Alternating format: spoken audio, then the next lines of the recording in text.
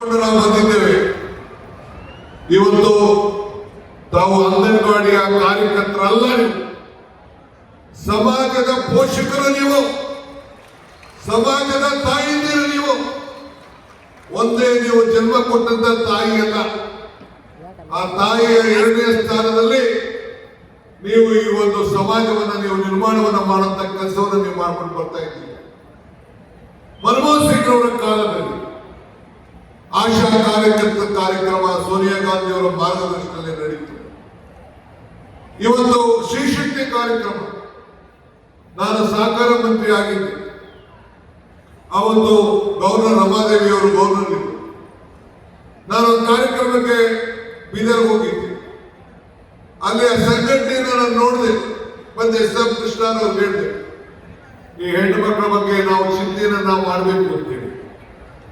ಅವತ್ತು ಆ ಶ್ರೀಶಕ್ತಿಯ ವಿಚಾರವನ್ನ ಚರ್ಚೆ ಮಾಡಿ ಕ್ಯಾಬಿನೆಟ್ ಅಲ್ಲಿ ನಾನು ಕೃಷ್ಣರವರು ಮತ್ತು ಅನೇಕ ಅಧಿಕಾರಿಗಳೆಲ್ಲ ಮತ್ತೆ ಸಪರೇಟ್ ಆಗಿ ಮಾತಾಡಿ ಮೋಟಮ್ನವ್ರಿಗೆ ಈ ಜವಾಬ್ದಾರಿಯನ್ನು ವಹಿಸಬೇಕು ಅಂತೇಳಿ ಇದನ್ನು ಕೊಟ್ಟು ಇಡೀ ರಾಜ್ಯದಲ್ಲಿ ಒಂದು ಆರ್ಥಿಕವಾದಂತ ಕ್ರಾಂತಿ.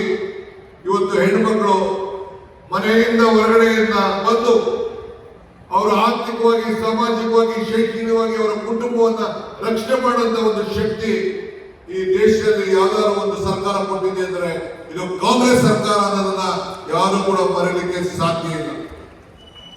ಇವತ್ತು ವರದಕ್ಷಿಣೆ ನಿಷೇಧ ಕಾಯ್ದೆ, ಬಾಲ ವಿವಾದ ತಡೆಯ ಕಾಯ್ದೆ, ಮಕ್ಕಳಿಗೆ ಬಿಸಿ ಊಟ ಕಾಯ್ದೆ ಕಾರ್ಯಕ್ರಮ, ಇವತ್ತು ಅಕ್ಕಾಪಡೆ, ಇದೆಲ್ಲ ಯಾರು ಕೊಟ್ಟರು? ನಾನು ಬಿಜೆಪಿ ಸರ್ಕಾರ, ಜನತಾ ಸರ್ಕಾರಕ್ಕೆ ನಾನು ಟೀಕೆ ಮಾಡಲಿಕ್ಕೆ ನಿಮ್ಮ ಮುಂದೆ ನಿಂತಿಲ್ಲ. ಚುನಾವಣೆಯಲ್ಲಿ ತಾವೆಲ್ಲ ಕೂಡ ಅನೇಕರು ನಾಯಕರಾಗಿ ಬೆಳೆದಿದ್ದೀರಿ. ಬಹಳ ಜನ ಮುನ್ಸಿಪಾಲಿಟಿಯ ಮೆಂಬರ್ಗಳಾಗಿದ್ದೀರಿ. ಹಳ್ಳಿಗಳಲ್ಲಿ ನಿಮ್ಮನ್ನ ಎಷ್ಟೋ ಜನ ನಾವು ಪಂಚಾಯತಿ ಮೆಂಬರ್ಗಳು, ಚೇರ್ಮನ್ಗಳನ್ನು ಮಾಡಿದ್ರು ಕೂಡ ನೀವು ಕಲ್ತಿದ್ದೀರಿ.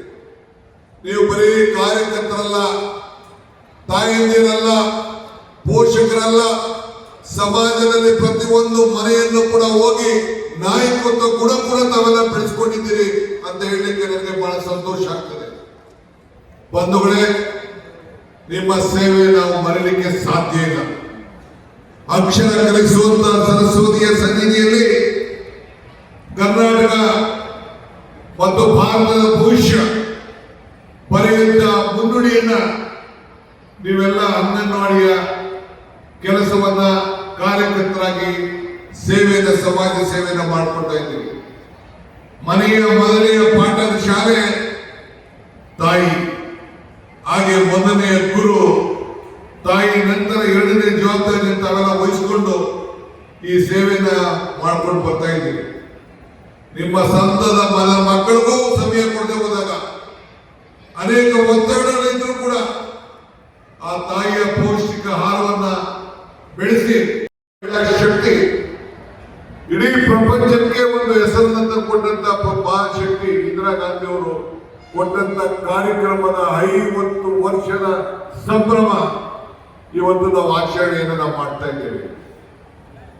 ನಿಮ್ಮ ಸಚಿವರಾದಂತ ಲಕ್ಷ್ಮೀ ಹೆಬ್ಬಾಳ್ಕರ್, ನಮ್ಮ ಸಹೋದ್ಯೋಗಿಗಳು, ಅವರು ಅನೇಕ ಕಾರ್ಯಕ್ರಮಗಳ ಬಗ್ಗೆ ತಮ್ಮನ್ನ ಚರ್ಚೆಯನ್ನ ಮಾಡ್ತಾರೆ.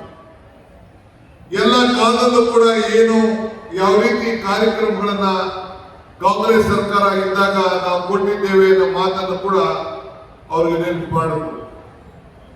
ನಾನು ಒಂದು ಮಾತು, ಇನ್ನೊಂದು ಮಾತು ಹೇಳ್ತಾ ಇರ್ತೇನೆ. ದೇವರು ವರನೂ ಕೊಡುವುದಿಲ್ಲ, ಶಾಪನೂ ಕೊಡುವುದಿಲ್ಲ, ಆದ್ರೆ ಅವಕಾಶ ಮಾತ್ರ ಕೊಡ್ತಾನೆ ಅಂತ. ಆ ಅವಕಾಶ ಸಿಕ್ಕಂತ ಸಂದರ್ಭದಲ್ಲಿ ಲಕ್ಷ್ಮೀ ಹೆಬ್ಬಾಳ್ಕರ್ ಅವರ ಮುಖಂಡತ್ವದಲ್ಲಿ ಇವತ್ತು ಎಲ್ಲ ಗೃಹಲಕ್ಷ್ಮಿಗಳ ಸಹಕಾರ ಸಂಘ ಸ್ಥಾಪನೆ ಮಾಡಿ ಇದೊಂದು ಐತಿಹಾಸಿಕ ದಿನ. ಈ ಅಕ್ಕಾಪಡಿಯನ್ನು ಕೂಡ ಒಂದು ಐತಿಹಾಸಿಕ ದಿನ ಅಂತ ಹೇಳಲಿಕ್ಕೆ ನನಗೆ ಬಹಳ ಸಂತೋಷ ಆಗ್ತದೆ. ನಾನು ಸಿದ್ದರಾಮಯ್ಯ, ನಾವಿಬ್ರು ಸೇರಿ ನನಗೆ ಈ ರಾಜ್ಯದ ಕಾಂಗ್ರೆಸ್ ಪಕ್ಷದ ಅಧ್ಯಕ್ಷರಾಗಿ ಶ್ರೀಮತಿ ಸೋನಿಯಾ ಗಾಂಧಿ ಅವರು ನೇಮಕ ಮಾಡಿದಾಗ ನಾನು ಈ ರಾಜ್ಯದ ಜನತೆ ಬಗ್ಗೆ ಒಂದು ಮಾತನ್ನು ಕೊಟ್ಟಿದ್ದೆ. ಏನಂದ್ರೆ, ನನಗೆ ಹೆಣ್ಣು ಮಕ್ಕಳ ಮೇಲೆ, ಯುವಕರ ಮೇಲೆ ಅಪಾರವಾದಂತ ನಂಬಿಕೆ ಅಂತ ಹೇಳಿ ಆ ನಂಬಿಕೆ ಹಿನ್ನೆಲೆಯಲ್ಲಿ ಇವತ್ತು ನಾವು 3 ಕಾರ್ಯಕ್ರಮಗಳನ್ನ ಏನು ನಾವು ಕೊಟ್ಟಿದ್ದೇವೆ. 5 ಗ್ಯಾರಂಟಿಗಳಲ್ಲಿ 3 ಕಾರ್ಯಕ್ರಮಗಳನ್ನು ಕೊಟ್ಟಿದ್ದೇವೆ. ಆ 3 ಕಾರ್ಯಕ್ರಮಗಳು ಕೂಡ ನೇರವಾಗಿ ಹೆಣ್ಣು ಕುಟುಂಬದ ಕಣ್ಣು ಆ ಹೆಣ್ಣಿಗೆ ಶಕ್ತಿ ಕೊಡಬೇಕು.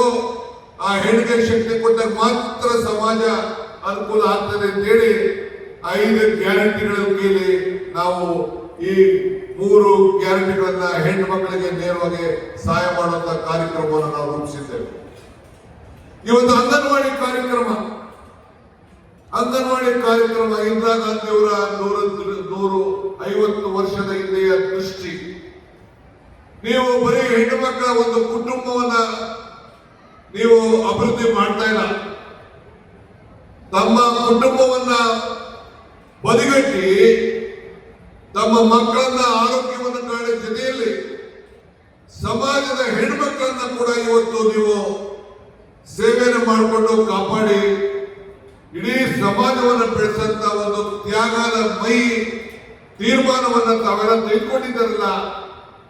ನಿಮ್ಮ ಹೋರಾಟ, ನಿಮ್ಮ ಪರಿಶ್ರಮ ನಾವು ಯಾರು ಕೂಡ ಮರೆಯಲಿಕ್ಕೆ ಸಾಧ್ಯ ಇಲ್ಲ. ಹೆಚ್ಚಿನ ವಿಡಿಯೋಗಳಿಗೆ ಪ್ರತಿಧ್ವನಿ ಯೂಟ್ಯೂಬ್ ಚಾನೆಲ್ ಸಬ್ಸ್ಕ್ರೈಬ್ ಮಾಡಿ, ಬೆಲ್ ಐಕಾನ್ ಕ್ಲಿಕ್ ಮಾಡಿ.